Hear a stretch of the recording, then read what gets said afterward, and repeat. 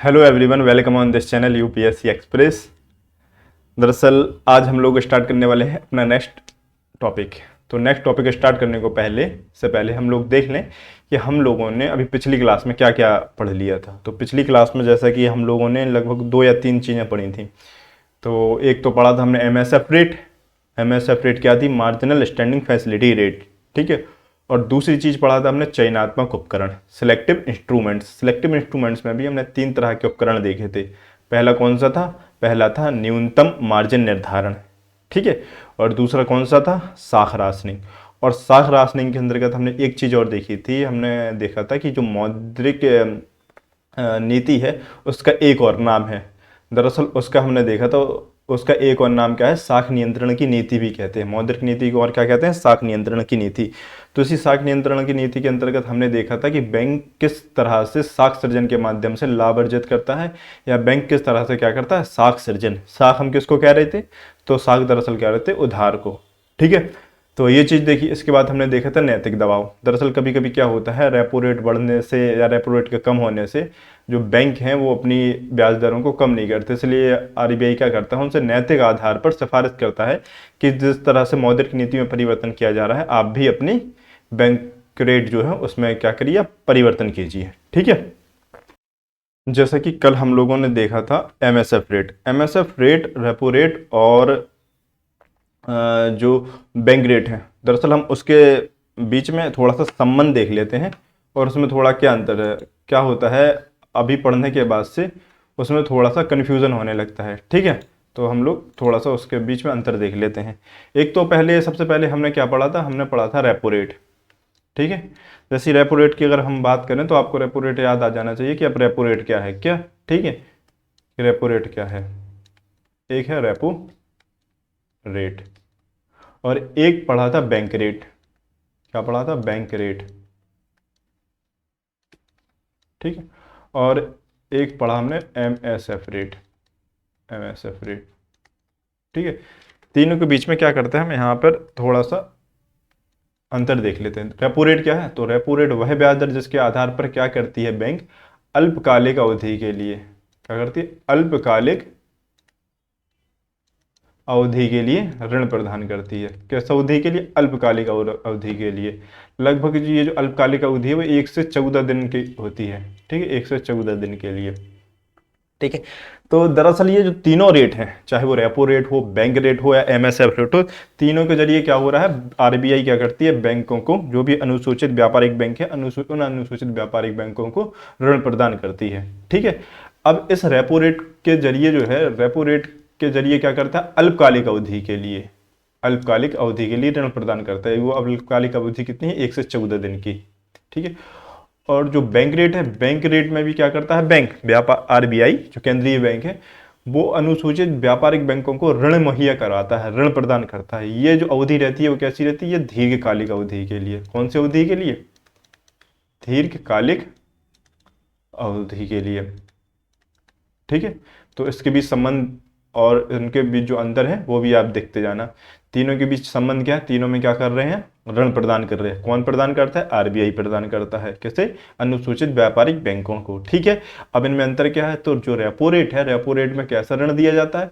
वो ऋण दिया जाता है अल्पकालिक अवधि के लिए, कुछ समय के लिए, लगभग 1 से 14 दिन के लिए। जो बैंक रेट है, बैंक रेट में क्या होता है? दीर्घकालिक अवधि के लिए ऋण दिया जाता है, ठीक है। और जो एमएसएफ रेट है, जो हमने कल पिछली क्लास में पढ़ा था, एमएसएफ रेट में क्या होता है? जो ऋण दिया जाता है वो लगभग एक रात की अवधि, या हम कहें कि ओवरनाइट के लिए दिया जाता है, ठीक है ना। ओवर नाइट, लगभग 24 घंटे के लिए हम कह सकते हैं, 24 घंटे के लिए ऋण दिया जाता है, ठीक है। तो इसका फुल फॉर्म क्या है? Marginal standing facility rate. जैसा कि हम लोगों ने कल समझा था, ये जो ओवरनाइट या 24 घंटे के लिए जो ऋण दिया जा रहा है, वो दरअसल आरबीआई केंद्रीय बैंक को क्यों दे रही थी? कल देखा था आपने, बैंकों के पास क्या थी? बैंकों के सामने तरलता समस्या उत्पन्न हो गई थी। तरलता समस्या उत्पन्न हो गई, जिसके लिए आरबीआई ने एक सुविधा स्टार्ट की थी, एक फैसिलिटी स्टार्ट की थी, जिसे हम कह रहे थे मार्जिनल स्टैंडिंग फैसिलिटी रेट, सीमांत स्थायी सुविधा दर। इसके तहत आरबीआई क्या कर रहा था? इसके तहत आरबीआई ने उस बैंक के एनडीटीएल का कहा, आपके एनडीटीएल का केवल हम कितना दे पाएंगे? 1% ऋण के रूप में। वो भी कब तक के लिए? ओवरनाइट अवधि के लिए, ठीक है, तो आपको रेपो रेट, बैंक रेट और एमएसएफ रेट में अंतर क्लियर हो गया होगा। रेपो रेट में जो ऋण दिया जाता है वो कैसा, अल्पकालिक अवधि के लिए, और जो बैंक रेट है उसमें ऋण दिया जाता है दीर्घकालिक अवधि के लिए। और जो एमएसएफ रेट है, एमएसएफ रेट में जो ऋण दिया जाता है वो ओवरनाइट या एक रात की अवधि के लिए, या अगर उसमें आ जाए 24 घंटे तो ये भी ठीक है। ठीक है, तो ये सारी चीज़ें आपको इनके बीच में क्या हो गया, अंतर समझ में आ गया होगा। अब इसमें मैंने एक बात कही थी जो आपको याद रखना है, ये जो एमएसएफ रेट रहेगी, एमएसएफ रेट, इसकी जो दर रहेगी एमएसएफ रेट, ये हमेशा रेपो रेट से क्या होगी, रेपो रेट से हमेशा ज़्यादा होगी। ठीक है, रेपो रेट से हमेशा ज़्यादा होगी। कौन सी rate, MSF rate, MSF rate हमेशा ज़्यादा होगी रेपो रेट से। ठीक है, और इस दर का निर्धारण कौन करता है, एमएसएफ रेट का या रेपो रेट का, बैंक रेट का, इन दरों का निर्धारण कौन कर रहा है, तो केंद्रीय रिजर्व बैंक। ठीक है, कौन सा रिजर्व बैंक, केंद्रीय रिजर्व बैंक, आरबीआई। ठीक है, ये सारी चीज़ें समझ आ गई होंगी। अब हम लोग बढ़ते हैं अपने नेक्स्ट टॉपिक की ओर। दरअसल नेक्स्ट टॉपिक को बढ़ने से पहले कुछ चीज़ें और देख लेते हैं। दरअसल अगर आप लोग देखोगे तो मौद्रिक नीति में कुछ समस्याएं उत्पन्न हो रही थी। मौद्रिक नीति में क्या है, कुछ समस्याएं देखी गई। अब अगर समस्याएं हैं तो उनके संबंध में सुधार भी करना होगा। तो खैर वो क्या समस्याएं थी, उन समस्याओं को समझ लेते हैं, फिर उनसे संबंधित जो भी सुधार हैं सुधार हम देख लेते हैं। जैसे मौद्रिक नीति में जो मौद्रिक नीति है, ठीक है,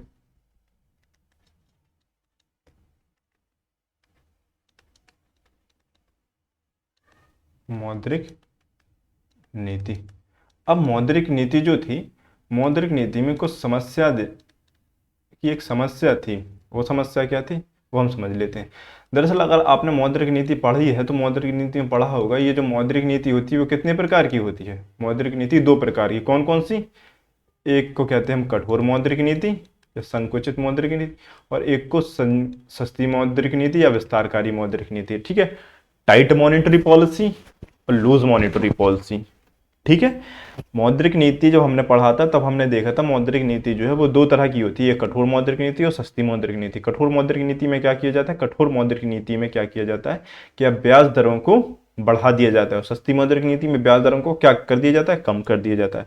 अब मान लीजिए आप कि आरबीआई क्या करता है, कठोर मौद्रिक नीति के तहत ब्याज दरों को क्या कर देता है, जो ब्याज दरें हैं उनको बढ़ा देता है।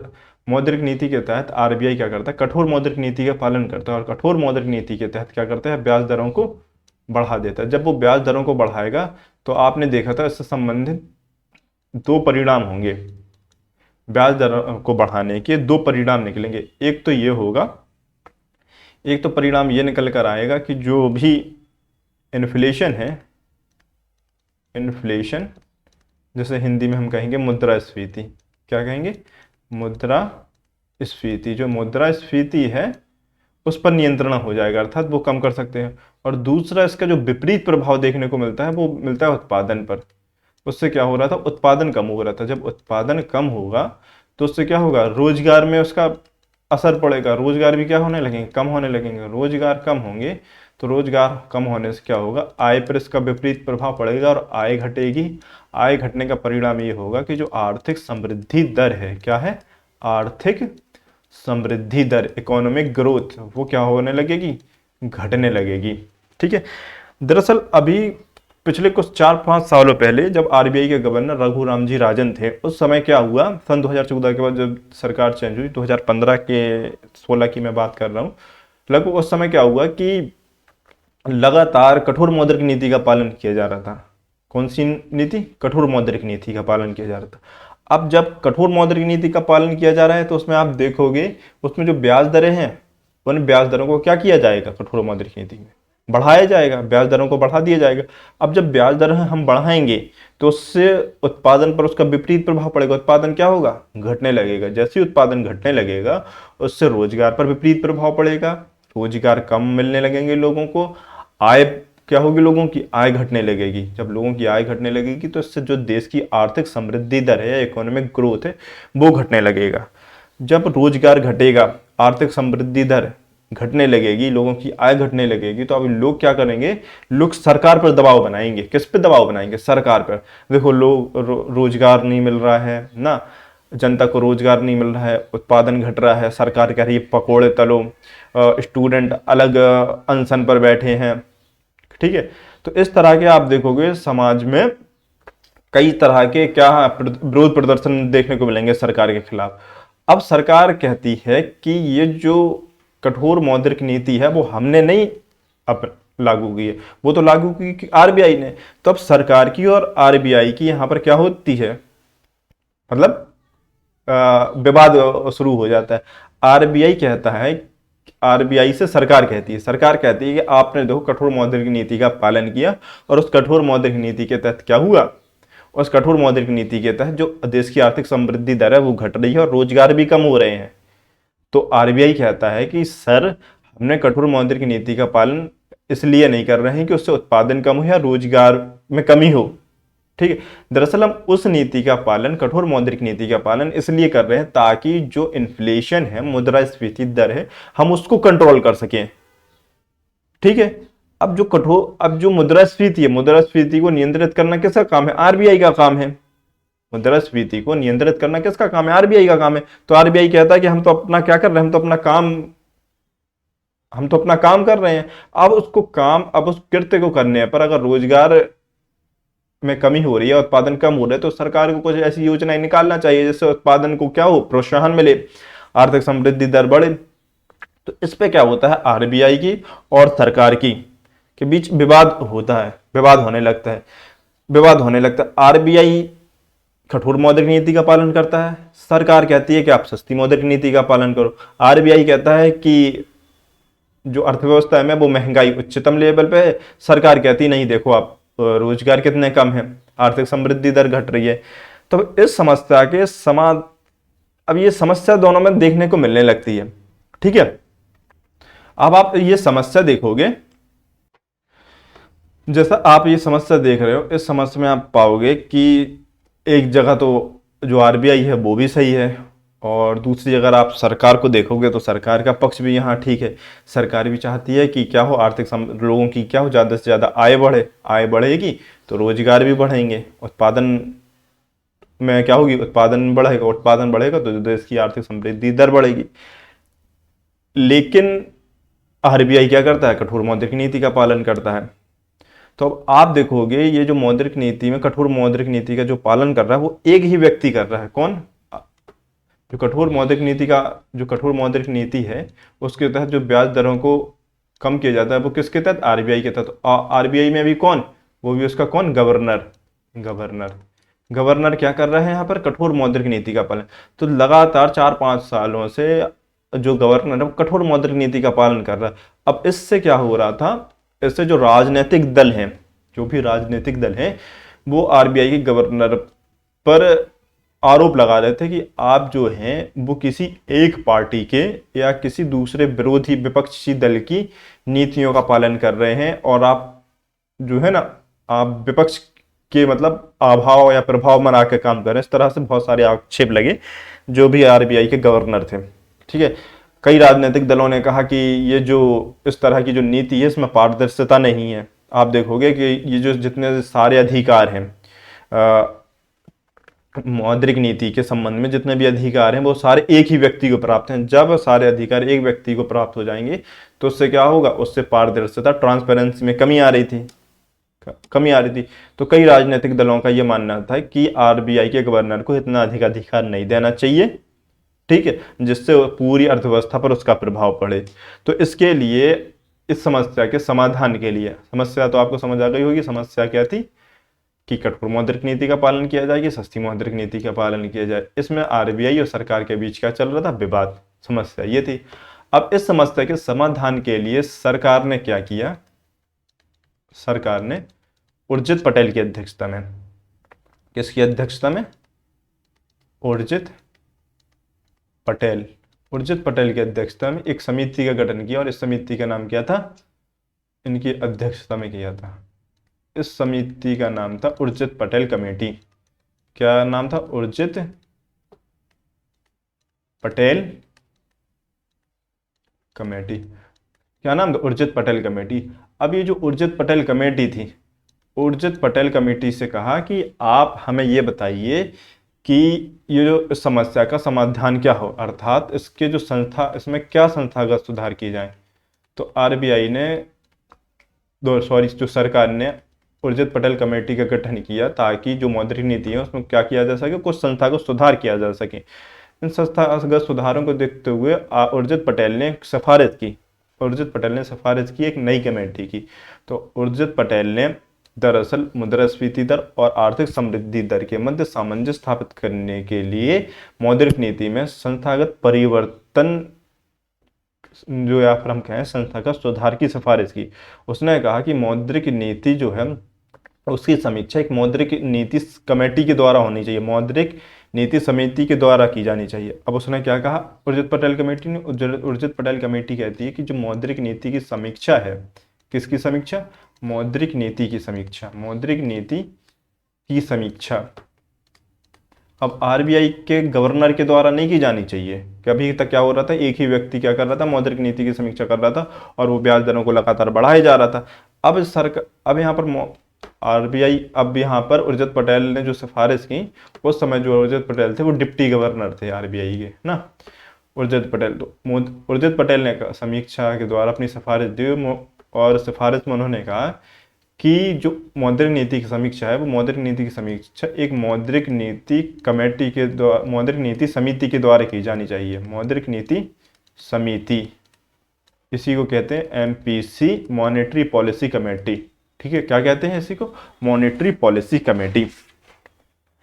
दरअसल मौद्रिक नीति समिति की जो स्थापना की गई वो किसके आधार पर की गई या किसकी सिफारिशों पर, उर्जित पटेल की सिफारिशों पर।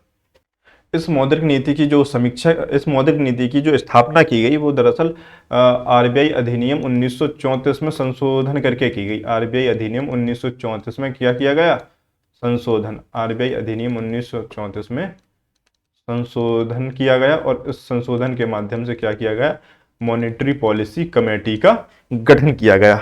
अब जो ये मॉनेटरी पॉलिसी कमेटी है, कौन, ये मॉनेटरी पॉलिसी कमेटी, अब यही मॉनेटरी पॉलिसी कमेटी क्या करती है, मौद्रिक नीति की समीक्षा करती है। मौद्रिक नीति की समीक्षा कौन करता है, अब ये मॉनेटरी पॉलिसी करती है। तो अब फिर इसमें सवाल उठता है क्या सर इसमें कौन कौन होता होगा, इसमें कौन कौन है जो मौद्रिक नीति की समीक्षा करता है। तो अब हम देख लेते हैं मॉनेटरी पॉलिसी कमेटी को। ठीक है, दरअसल मॉनेटरी पॉलिसी कमेटी क्या है, इसमें कितने लोग हैं और ये किस तरह से काम करती है। ठीक है, ये जो मौद्रिक नीति कमेटी है या मौद्रिक नीति समिति, monetary policy committee, monetary policy committee में दरअसल 6 सदस्य होते हैं। इसको हम देख लेते हैं। मॉनेटरी पॉलिसी कमेटी जो है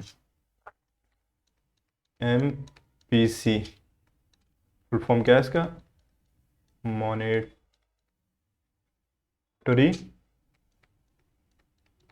पॉलिसी कमेटी। ठीक है, मौद्रिक नीति समिति, मौद्रिक, हिंदी में इसको हम कहेंगे मौद्रिक नीति समिति। क्या कहेंगे, मौद्रिक नीति समिति। ठीक है, एमपीसी। अब दरअसल जो मौद्रिक नीति समिति थी, मॉनेटरी पॉलिसी एमपीसी, इसमें जो थे 6 सदस्य थे टोटल। टोटल कितने सदस्य थे, इसमें टोटल थे 6 सदस्य। कितने सदस्य थे, 6 सदस्य। इसमें से 3 जो सदस्य होंगे वो 3 सदस्य होंगे आरबीआई के, किसके, आरबीआई के। और 3 सदस्य होंगे इसमें किसके, 3 सदस्य होंगे भारत सरकार के, किसके, भारत सरकार की तरफ से।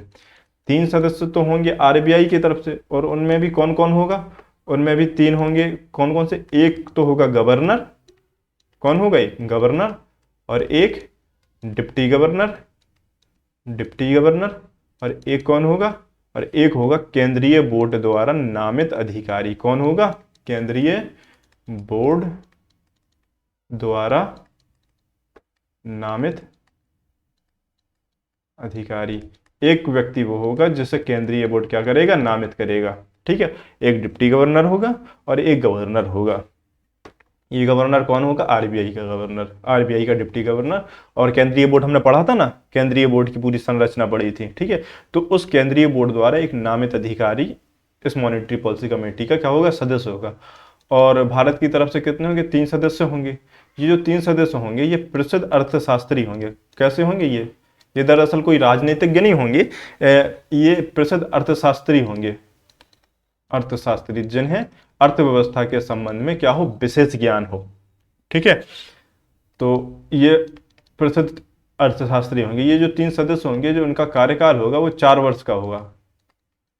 कार्यकाल कितना होगा इनका? 4 वर्ष का। ठीक है,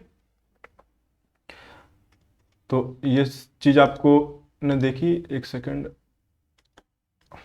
मॉनेटरी पॉलिसी है मौद्रिक नीति समिति, इसमें कितने सदस्य होंगे? 6 सदस्य होंगे।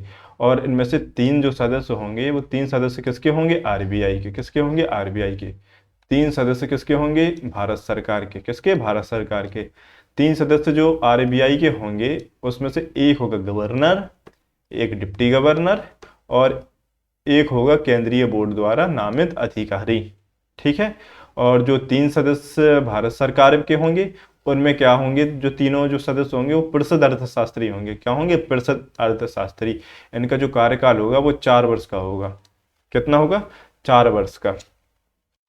ये जो समिति होगी मॉनेटरी पॉलिसी कमेटी, जो मौद्रिक नीति समिति होगी, ये मौद्रिक नीति समिति जो अपना निर्णय है वो बहुमत के आधार पर देगी।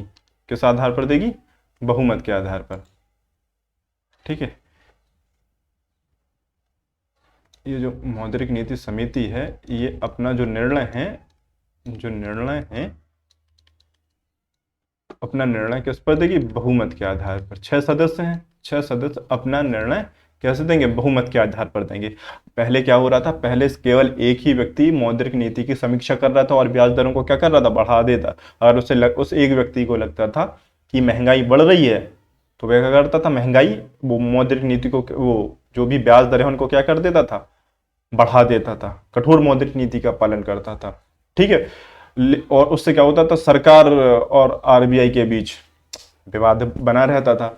तो उस विवाद के समाधान के लिए उर्जित पटेल साहब से गुजारिश की गई कि भैया जांच पड़ताल करो कि क्या प्रॉब्लम आ रही। तो उर्जित पटेल साहब बोले कि भाई साहब देखो, सरकार, माई बाप, आप एक ही काम करो, एक मौद्रिक नीति कमेटी बनाओ और जिसमें सरकार के भी लोग हों और आरबीआई के भी लोग हों। इससे क्या होगा? पारदर्शिता आएगी। किसमें? मौद्रिक नीति की समीक्षा में। आपको ये नहीं कहने को रहेगा कि आरबीआई क्या कर रही है, क्या अपनी अपनी नीतियों का पालन कर रही है, या विपक्ष की जो भी उस पर क्या है, विपक्ष की विचारधारा से वो गिरस्त है। ऐसा होता है, कई राजनीतिक आरोप लगते हैं। ठीक है, तो अब क्या हो रहा होगा? अब मौद्रिक नीति समिति के जब गठन कर लिया गया, अब इसके तहत क्या होगा? जो निर्णय है वो निर्णय किस आधार पर दिया जाएगा? वो निर्णय लिया जाएगा बहुमत के आधार पर। किस आधार पर लिया जाएगा? बहुमत के आधार। ठीक है, बहुमत के आधार पर। तो अब सवाल, तो यहीं पर एक सवाल उठता है एक बच्चे के, जैसे सदस्य हैं 6 सदस्य हैं, कितने? 6 सदस्य। अगर मान लो 3 सदस्य, इसमें 3 सदस्य आरबीआई के, 3 सदस्य किसके हैं? सरकार के। तो उसमें अब एक प्रश्न और उठेगा कि मान लो जैसे ये जो मौद्रिक नीति है, ठीक है, क्या है? मौद्रिक नीति। अब इस मौद्रिक नीति में एक तो है कठोर मौद्रिक नीति। किस तरह की? कठोर मौद्रिक नीति का पालन किया जा रहा है। एक तरफ किया जा रहा है सस्ती मौद्रिक नीति का पालन। अब मान लो कि आरबीआई के जो 3 लोग हैं, कितने सदस्य? 3 लोग, और सरकार के भी 3 लोग हैं। सरकार के कितने लोग हैं? 3 लोग। अब आरबीआई के 3 लोग कहते हैं कि नई कठोर मौद्रिक नीति का पालन किया जाना चाहिए। ठीक है, ये जो आरबीआई के 3 लोग हैं वो क्या कहते हैं? कठोर मौद्रिक नीति का पालन किया जाना चाहिए। और सरकार के 3 लोग कहते हैं नहीं, सस्ती मौद्रिक नीति का पालन किया जाना चाहिए। तो अब ये तो मैच क्या हो गया? टाई हो गया, बराबर हो गया। तो इस दशा में क्या हो? इस दशा में क्या हो? ठीक है, तो इस दशा से निपटने के लिए भी एक और प्रावधान इसी में के साथ जुड़ा हुआ है। उसमें यह है कि समिति जो है वो निर्णय तो अपना बहुमत के आधार पर देगी। जो समिति है वो निर्णय कैसे देगी? बहुमत के आधार पर। लेकिन जब यदि बहुमत क्या हो? बराबर हो जाए, बहुमत क्या हो जाए? बराबर हो जाए, इस तरह से। ठीक है, तब क्या होगा? तब जो भी गवर्नर होगा, गवर्नर कौन? आरबीआई का जो गवर्नर होगा, जो आरबीआई का गवर्नर होगा, उसे एक मत पुनः देने का अधिकार होगा। एक मत क्या होगा? पुनः देने का पुनः देने का अधिकार होगा। अब ये जो गवर्नर है जिस भी पक्ष में अपना डिसीजन देगा या जिस भी पक्ष में ये अपना मत देगा, गवर्नर को क्या होगा, गवर्नर को एक मत पुनः देने का अधिकार होगा अगर बहुमत क्या होता है, टाई होता है।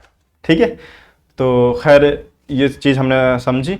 अब आप इसमें एक चीज़ और देखोगे, इसमें एक चीज़ और है कि जैसे कि अभी हमने देखा कि कठोर मौद्रिक नीति का पालन किया जाए या सस्ती मौद्रिक नीति का पालन किया जाए। अगर मान लो इसमें एक पक्ष कह रहा हो, मतलब सरकार कह रही हो कि नहीं सस्ती मौद्रिक नीति का पालन करो, और आरबीआई कह रहा हो कि नहीं कठोर मौद्रिक नीति का पालन करो, तो इस पर तो ठीक है, बहुमत जो निर्णायक क्या आधार पर हो जाएगा, बहुमत के आधार पर निर्णय हो जाएगा। लेकिन अब किस तरह की मौद्रिक नीति का पालन किया जाना चाहिए, कठोर मौद्रिक नीति का या सस्ती मौद्रिक नीति का, उसके लिए उर्जित पटेल साहब ने, उर्जित पटेल कमेटी ने एक फॉर्मूला दिया। ठीक है, दरअसल जो मौद्रिक नीति के अंतर्गत, ये जो मौद्रिक नीति है, मौद्रिक नीति के अंतर्गत आप कठोर मौद्रिक नीति का पालन करते हैं या सस्ती मौद्रिक नीति का। इसके लिए जो उर्जित पटेल कमेटी है, कौन सी कमेटी है, उर्जित पटेल कमेटी। इस उर्जित पटेल कमेटी ने, किसने, उर्जित पटेल कमेटी ने एक फॉर्मूला दिया, और वो फॉर्मूला क्या था, उन्होंने कहा कि अगर मुद्रास्फीति दर, क्या, मुद्रास्फीति दर, इन्फ्लेशन रेट, मुद्रास्फीति दर, उसके लिए अगर आप कठोर मौद्रिक स्फीति अपनाना चाहते हैं या सस्ती मौद्रिक नीति अपनाना चाहते हैं, तो मुद्रास्फीति दर कितनी होनी चाहिए, 4 ± 2%। अर्थात इसका मतलब है अगर मुद्रास्फीति 2 से कम है, क्या है, 2 से कम है, अगर 2 से कम है तब क्या करेंगे, तब सस्ती मौद्रिक नीति का पालन करेंगे। कौन सी नीति, सस्ती मौद्रिक नीति का पालन। ये समझ आ रहा है, सस्ती मौद्रिक नीति का। ठीक है, अगर देखो मुद्रास्फीति 2 से कम है, कि मुद्रास्फीति तो नहीं है, महंगाई तो ठीक, महंगाई कम है, महंगाई पहले ही से कम है, महंगाई जब पहले ही से कम है तो कठोर मौद्रिक नीति का पालन कब किया जाता, कठोर मौद्रिक नीति का पालन महंगाई को कम करने के लिए किया जाता। लेकिन आप यहाँ पर देखोगे इस दशा में तो जो महंगाई है 2 से कम है, अर्थात महंगाई पहले से ही कम है। जब महंगाई पहले से ही कम है तो अब कौन सी नीति अपनाना चाहिए, अब अपनाना चाहिए सस्ती मौद्रिक नीति। ठीक है, और अब जैसे आप देखोगे अगर जो मुद्रास्फीति है वो 6 से क्या हो, 6+ हो, 6 से क्या हो, 6 से ज्यादा हो। जब 6 से ज्यादा हो तो कौन सी नीति का, कठोर मौद्रिक नीति का पालन किया जाना चाहिए। कौन सी मौद्रिक नीति, कठोर मौद्रिक नीति का पालन। क्यों, क्योंकि आप देखोगे इस दशा में क्या हो रहा है, जो महंगाई है वो अपने एक उच्चतम स्तर पर है, तो महंगाई को कम करने के लिए सरकार क्या करेगी, या जो भी मौद्रिक नीति समिति है अब वो कठोर मौद्रिक नीति का पालन करेगी। ठीक है, तो इस तरह से इस समस्या का समाधान के लिए विकल्प सुझाए गए।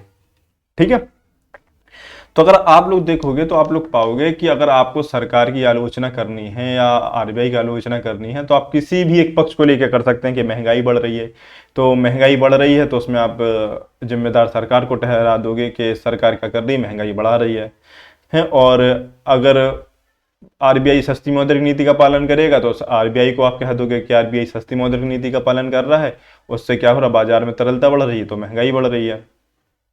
ठीक है, लेकिन आरबीआई अगर जब कठोर मौद्रिक नीति का पालन करेगा तो उससे कहोगे कि आप देखो वो उत्पादन जो ग्रोथ है वो घट रहा है।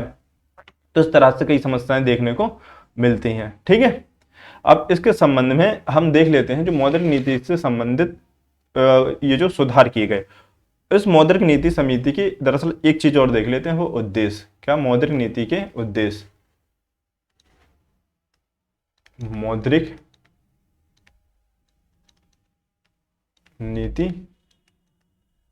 के उद्देश्य। तो मौद्रिक नीति के क्या उद्देश्य हैं, देख लें। तो देखो आप मौद्रिक नीति के उद्देश्य, मौद्रिक नीति का उद्देश्य क्या है, जैसे कि हमने कहा जो मुद्रास्फीति है, मुद्रास्फीति दर 4 ± 2 होना चाहिए। ठीक है ना, तभी आप ये डिसाइड करेंगे कि कठोर मौद्रिक नीति का पालन करना है या सस्ती मौद्रिक नीति का पालन करना है। ठीक है, तो इसको हम एक पॉइंट ऐसे लिख सकते हैं कि मुद्रास्फीति दर के लक्ष्य को प्राप्त करना। मौद्रिक नीति का पहला उद्देश्य क्या लिख सकते हैं, मुद्रास्फीति दर के लक्ष्य को प्राप्त करना। ठीक है, क्या करना? मुद्रास्फीति दर के लक्ष्य को प्राप्त करना।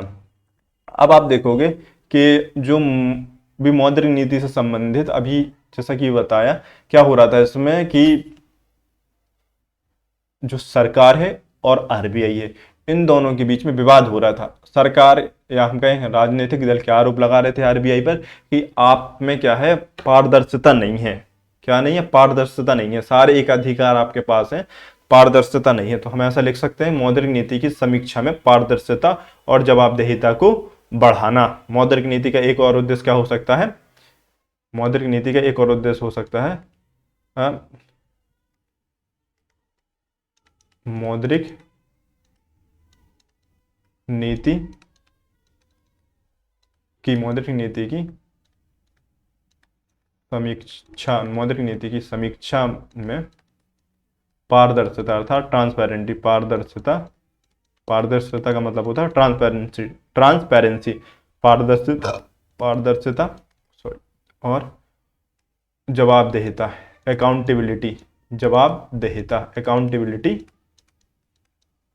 जवाबदेहिता को बढ़ाना, ट्रांसपेरेंसी और अकाउंटेबिलिटी को बढ़ाना।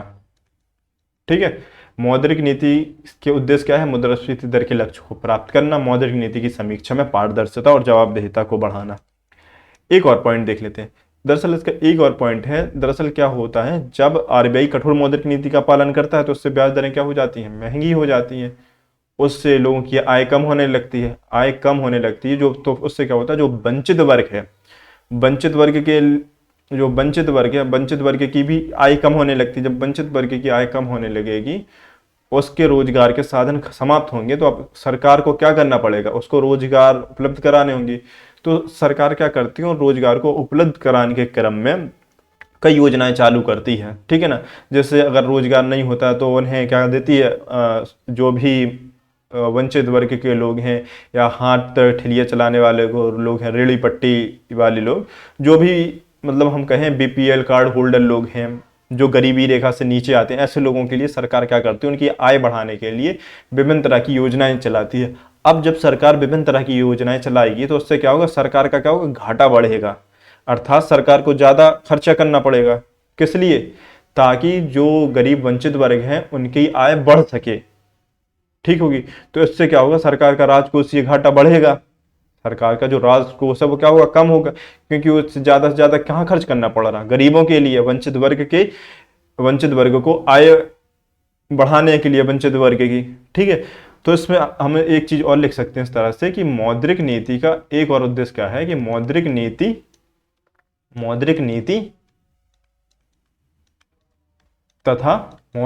तथा राजकोषीय नीति, सरकार की जो राजकोषीय नीति है उसके मध्य क्या करना? सामंजस्य स्थापित करना। ठीक है, मौद्रिक नीति तथा राजकोषीय नीति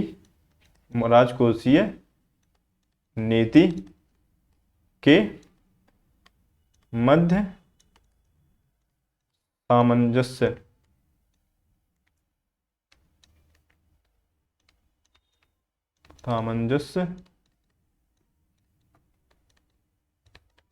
स्थापित करना। ठीक है, ये पॉइंट आपको समझ आ गया। मौद्रिक नीति तथा राजकोषीय नीति के मध्य क्या करना?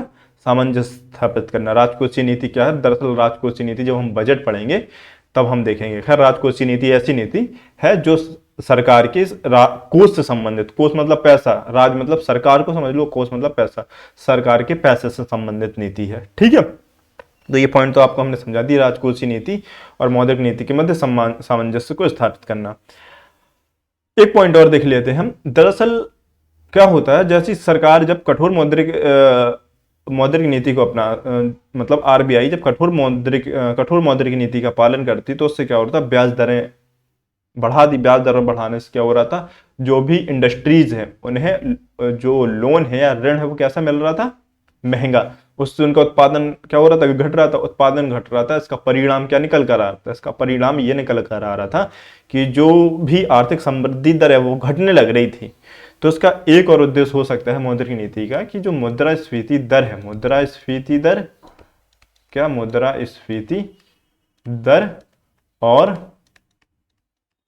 आर्थिक समृद्धि दर क्या, और आर्थिक समृद्धि दर, समृद्धि दर के मध्य संतुलन, संतुलन स्थापित करना। ठीक है, अब आप देखो, आप में से किसी को भी ये पॉइंट रटना नहीं पड़ेगा। अगर मेंस में कभी लिखने के लिए आ गया कि मौद्रिक नीति, सरकार ने जो मौद्रिक नीति का गठन किया है, मौद्रिक नीति समिति का जो गठन किया गया है, उसका क्या उद्देश्य है, तो आप इनके उद्देश्यों को आसानी से लिख सकते हैं समझ के। ठीक है ना, अब आपको रटना नहीं पड़ेगा। ठीक है, तो ये सारी आपको पॉइंट समझ आ गए होंगे मौद्रिक नीति के क्या क्या उद्देश्य हैं। एक बार उसको हम रिवाइज कर ये लेते हैं। मौद्रिक नीति के उद्देश्य, मौद्रिक नीति का एक तो उद्देश्य है मुद्रास्फीति दर, मुद्रास्फीति दर के लक्ष्य को प्राप्त करना। ठीक है, और दूसरे क्या है, मौद्रिक नीति की समीक्षा में पारदर्शिता, क्या लाना, पारदर्शिता और जवाबदेहिता को बढ़ाना। पारदर्शिता मतलब ट्रांसपेरेंसी, जवाबदेहिता मतलब अकाउंटेबिलिटी को बढ़ाना। मौद्रिक नीति और राजकोषीय नीति के मध्य क्या करना, सामंजस्य स्थापित करना। और मुद्रास्फीति दर और आर्थिक समृद्धि दर, अर्थात महंगाई और जो देश की ग्रोथ है उसके मध्य क्या करना, संतुलन स्थापित करना। अर्थात अगर जब मुद्रास्फीति बहुत ज्यादा हो तब सरकार क्या करे, कठोर मौद्रिक नीति का पालन कर ले सरकार या मौद्रिक नीति समिति। और जब आर्थिक समृद्धि दर आर्थिक समृद्धि दर घटने लगे तब क्या करे, सस्ती मौद्रिक नीति का पालन करे मौद्रिक नीति समिति जो है।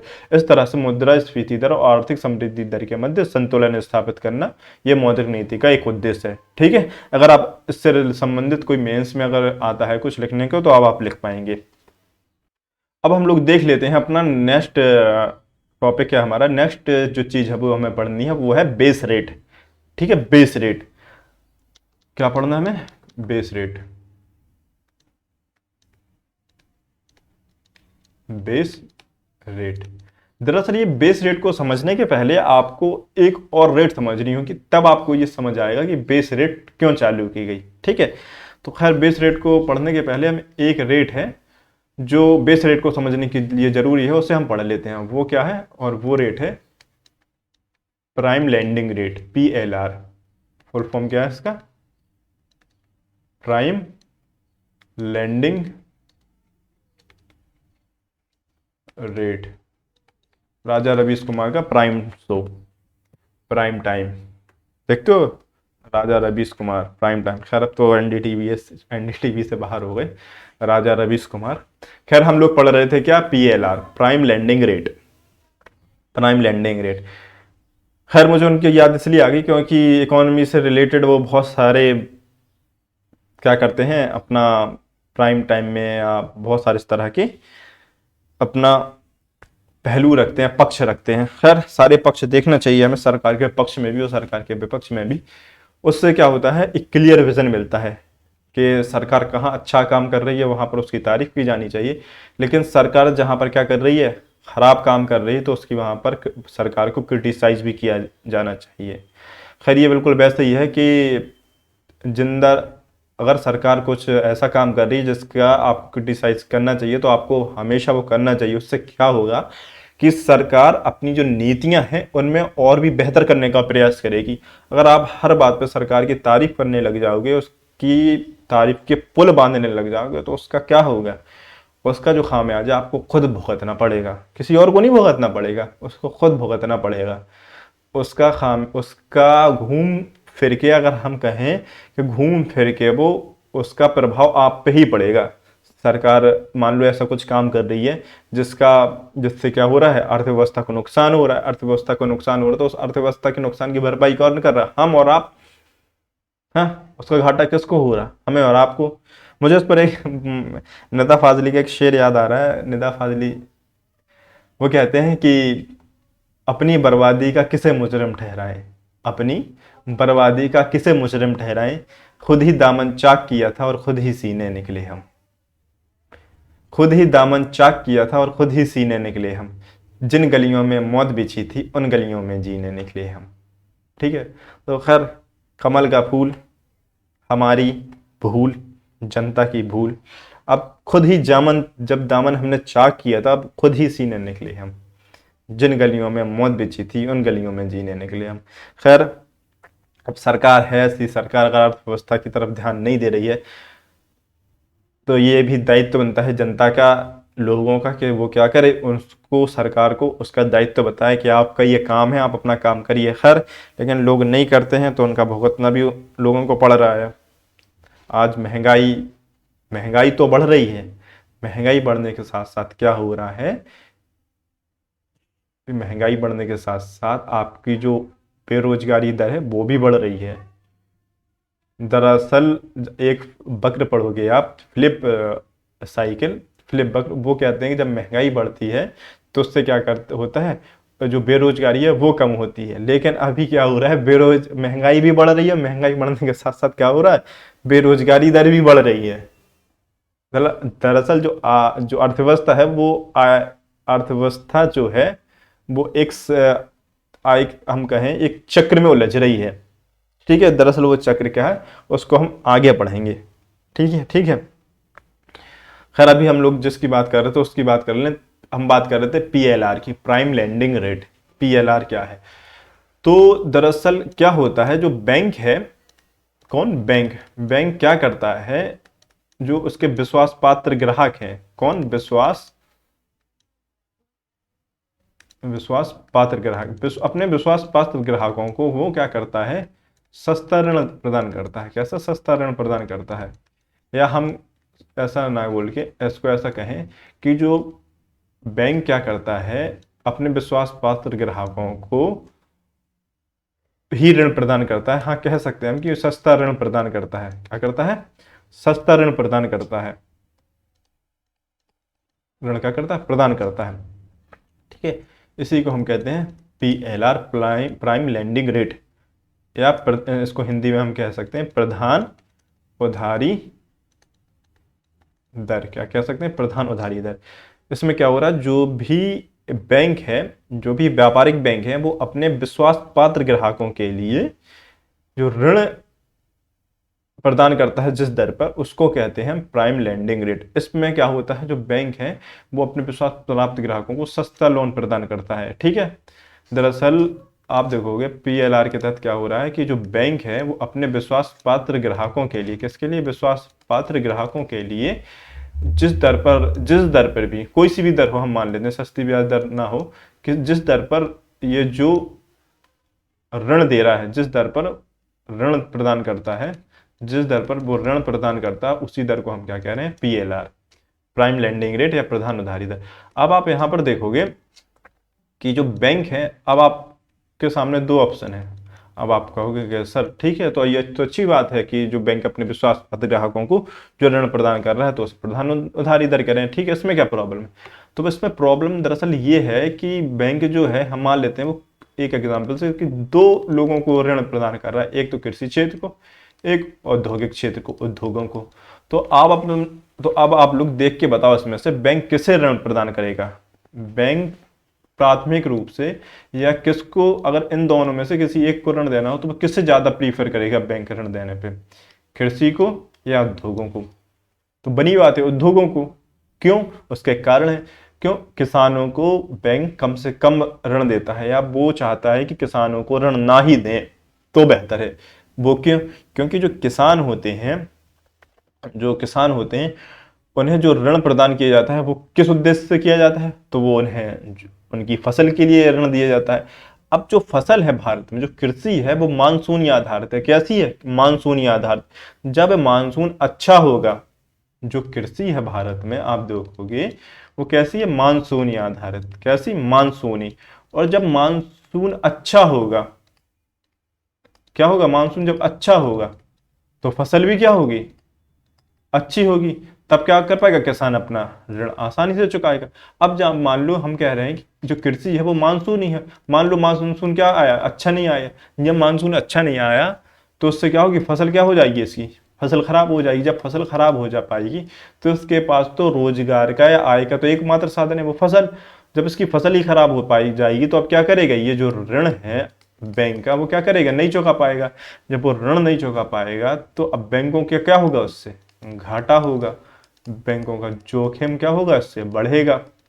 पैसा किसका फंस जाएगा, बैंक का। तो अब बैंक क्या करेगा, बैंक चाहेगा कि हम किसी ऐसे शख्स को या किसी ऐसे व्यक्ति को ऋण प्रदान करें जो हमारा ऋण एक तो आसानी से क्या करे, आसानी से चुका दे, ठीक है, और क्या करे, और जो ब्याज दर है वो ज़्यादा से ज़्यादा ब्याज दर पर ऋण ले। अब आप देखोगे कृषि जो क्षेत्र होते हैं उनमें क्या होता है, जो ऋण होता है वो कम होता है ब्याज दरें, और उद्योग में अधिक होती हैं। तो अब तो बैंक तो चाहेगा कि बैंक तो किस लिए काम कर रहा, लाभ के उद्देश्य से काम कर रहा, और उसको लाभ सबसे ज़्यादा कहाँ पर है, उद्योगों से है, उद्योगों से लाभ है, ठीक है।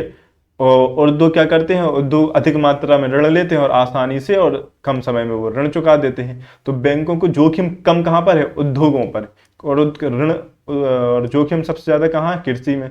तो बैंक क्या करता है, बैंक के जो विश्वास पात्र ग्राहक कौन बन जाते हैं, उद्योग।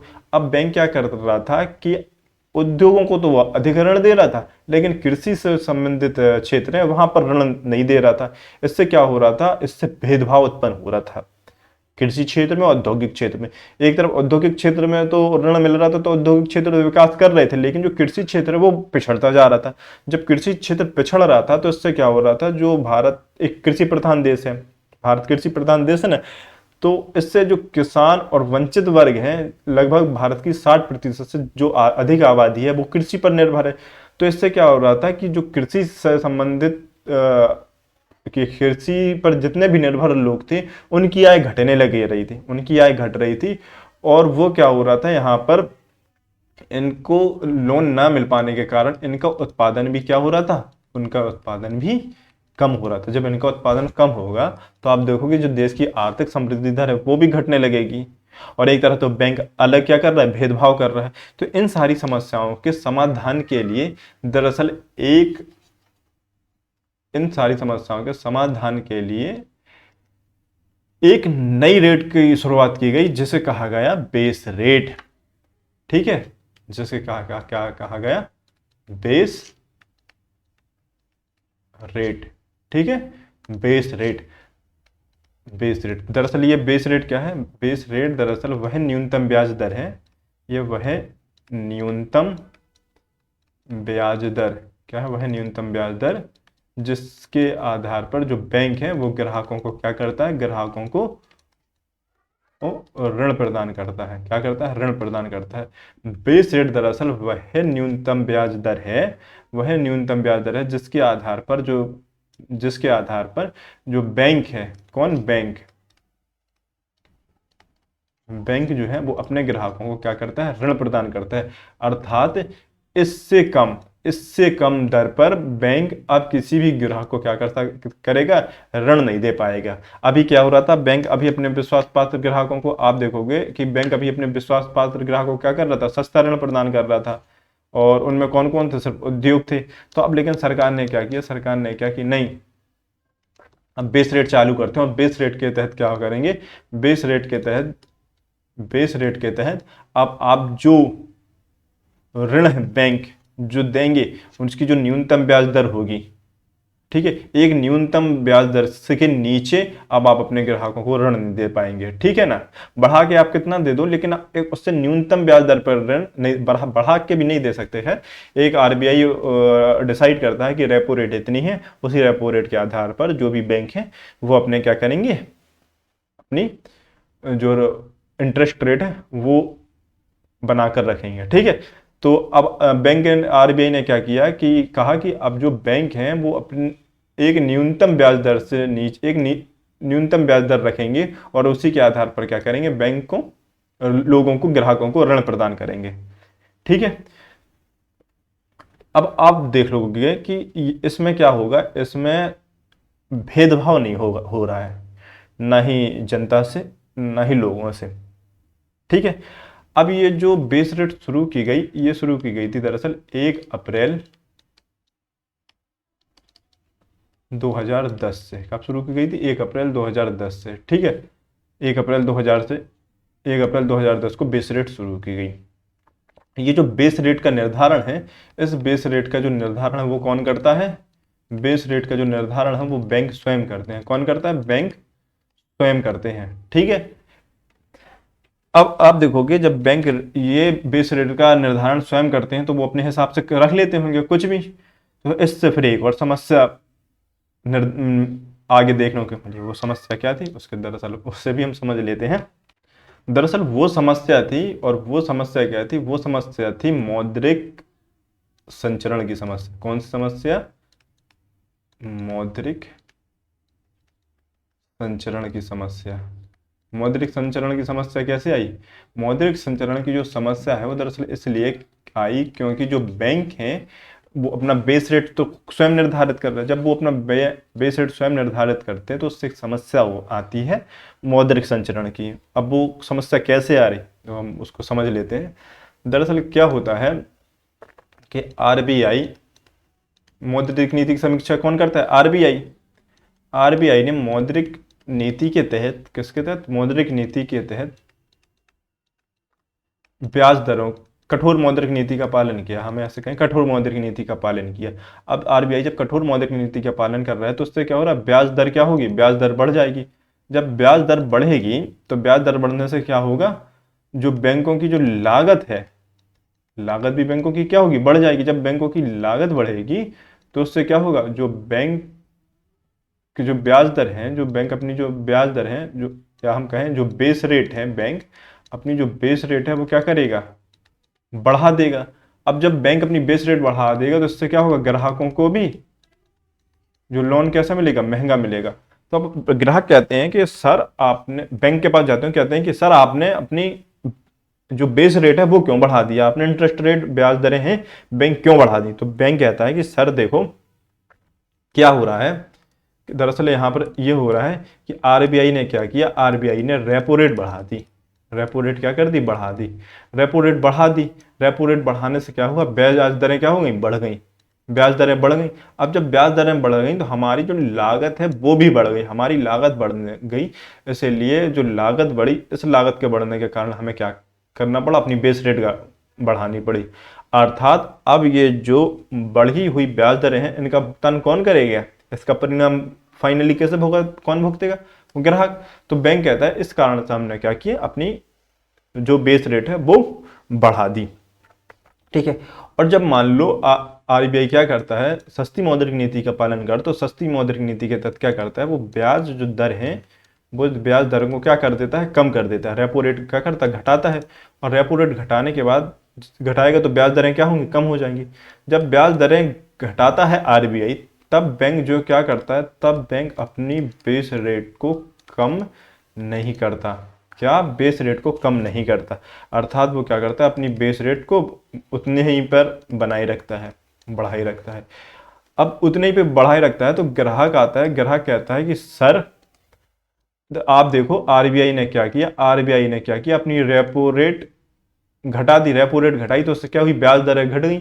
अब जब ब्याज दरें घट गई तो आपका लागत भी तो कम हो जाएगा। आपका क्या होगा? आपकी लागत भी तो कम हो जाएगी। तब ये बैंक कहता है कि भाई साहब ये जो ब्याज दर है वो हमारी लागत है ही नहीं। क्या कहता है? वो हमारी लागत है ही नहीं। ब्याज दर क्या? हमारी लागत नहीं है। इसलिए हम अपनी जो बेस रेट है वो नहीं घटा सकते। जो बेस रेट है वो क्या कर सकते? नहीं घटा सकते। अभी ग्राहक कहता है कि सर जब ब्याज दर बढ़ती है तब आप क्या करते हैं? अपनी लागत, कहते हैं कि हमारी लागत बढ़ गई और आप बेस रेट को बढ़ा देते हैं। और यहीं पर आप कह रहे हैं कि लागत क्या है? ये हमारी लागत नहीं है। अब आप देखोगे तो ये एक समस्या खड़ी हो गई फिर से। किसके सामने? ये समस्या खड़ी हो गई आरबीआई के सामने। आरबीआई जब सस्ती मौद्रिक नीति का पालन कर रहा था, जब कठोर मौद्रिक नीति का पालन कर रहा था, तो कठोर मौद्रिक नीति का परिणाम तो ग्राहकों को भुगतना पड़ रहा था। तब बैंक क्या कर रही थी? अपनी ब्याज दर बढ़ा दे रही थी। क्योंकि ब्याज दरों का निर्धारण कौन कर रहा है? जो बेस रेट का निर्धारण है वो कौन कर रहा? बैंक कर रहा। अब बैंक को जब ब्याज दरें बढ़ी तो बैंक ने अपनी ब्याज दर बढ़ा दी, तो उसका परिणाम कौन भुगत रहा? ग्राहक भुगत रहे। लेकिन जब आरबीआई ने ब्याज दरों को घटाया तब बैंकों ने अपनी ब्याज दरों को नहीं घटाया, अर्थात बेस रेट को नहीं घटाया। अब इसका परिणाम कौन भुगत रहा? इसका जो परिणाम भुगत रहा वो भुगत रहा ग्राहक। अर्थात अगर हम कहें कि ये जो मौद्रिक नीति है, या हम ऐसे कह सकते हैं कि आरबीआई द्वारा लागू की गई सस्ती मौद्रिक नीति, आरबीआई द्वारा लागू की गई सस्ती मौद्रिक नीति का लाभ जब ग्राहकों को नहीं मिल पाता है तो उसे ही हम क्या कहते हैं, मौद्रिक संचरण की समस्या। मौद्रिक संचरण की समस्या अर्थात मॉनेटरी ट्रांसमिशन। अब आप देखोगे कि आरबीआई ने सस्ती मौद्रिक नीति का पालन किया। आरबीआई ने सस्ती मौद्रिक नीति का पालन कर लिया। सस्ती मौद्रिक नीति के तहत ब्याज दरें भी उसने घटा दी, लेकिन बैंक कह रहे हैं कि हमारी लागत भैया नहीं घटी, हमारी लागत उतनी है, इसलिए हम क्या करेंगे, अपनी बेस रेट नहीं घटा पाएंगे। तो अब इसका अब ये जो सस्ती मौद्रिक नीति का जो लाभ है वो क्या हो रहा है, ग्राहकों को नहीं मिल पा रहा। और जो सस्ती मौद्रिक नीति का जब लाभ ग्राहकों को नहीं मिल पा रहा, इसी समस्या को हम कह रहे हैं मौद्रिक संचरण की समस्या। तो आपको समझ आ गई कि मौद्रिक संचरण की समस्या क्या है, कि जब आरबीआई द्वारा लागू की गई मौद्रिक नीति का लाभ ग्राहकों को नहीं मिल पाता तो उसे कहते हैं मौद्रिक संचरण की समस्या। अब आप देखोगे एक तरफ कौन है, आरबीआई, और आप यहाँ रुको एग्जांपल समझते हैं। जैसे आप देखोगे एक तरफ क्या है, ये है आरबीआई, ठीक है, और बीच में कौन है, ये बीच में है कौन, ये बीच में है बैंक, ठीक है, और एक तरफ इधर पे कौन है, ग्राहक। अब आरबीआई ने सस्ती मौद्रिक नीति अपना ली, ब्याज दरों को क्या कर दिया, कम, ठीक है, लेकिन यहां पर जो बैंक है इसको भी करना चाहिए ताकि लाभ किसको मिले, ग्राहक को मिले, ठीक है। अब आप देखो ये जो ट्रांसमिट है या ट्रांसमिशन का जो साधन है, जो ये जो बैंक, अब ये क्या कर रहा है, यहीं पर ये लफड़ा कर रहा है। इस वजह से क्या हो रहा है कि जो बैंक है, जो ग्राहक हैं, उन्हें उस आरबीआई की सस्ती जो मौद्रिक नीति है उसका लाभ नहीं मिल पा रहा। आप इस समस्या को दूर करने के लिए दरअसल एक और नीति या हम कहें एक और रेट शुरू की गई और उसका नाम है MCLR। दरअसल अभी MCLR क्या है उसे पढ़ेंगे हम नेक्स्ट क्लास में। तो ये सारी चीज़ें आपको समझ आ गई होंगी, एक बार मैं और रिपीट किए देता हूँ, ठीक है। मौद्रिक संचरण क्या है, दरअसल जब मौद्रिक संचरण वह है जब क्या होता है, मौद्रिक आरबीआई द्वारा या मौद्रिक नीति कमेटी के द्वारा जिस मौद्रिक नीति का पालन किया जाता है तब उसका लाभ ग्राहकों को नहीं मिल पाता है, ठीक है। तो उसी को हम क्या कहते हैं, मौद्रिक नीति संचरण की समस्या। इस मौद्रिक नीति संचरण की समस्या क्यों आ रही है, क्योंकि बैंक यहाँ पर कह रहा है कि हमारी जो ब्याज दरें हैं, हम क्या है, जो भी ब्याज दरें हैं उनको हम अपनी लागत मानते ही नहीं। तो इसी से संबंधित ये समस्या आ रही थी और इसी समस्या के समाधान के लिए एक नई रेट का शुरुआत की गई और उसको कहा गया MCLR। तो अब ये MCLR क्या है इसको हम लोग देख लेंगे नेक्स्ट क्लास में, ठीक है। तो मिलते हैं नेक्स्ट क्लास में।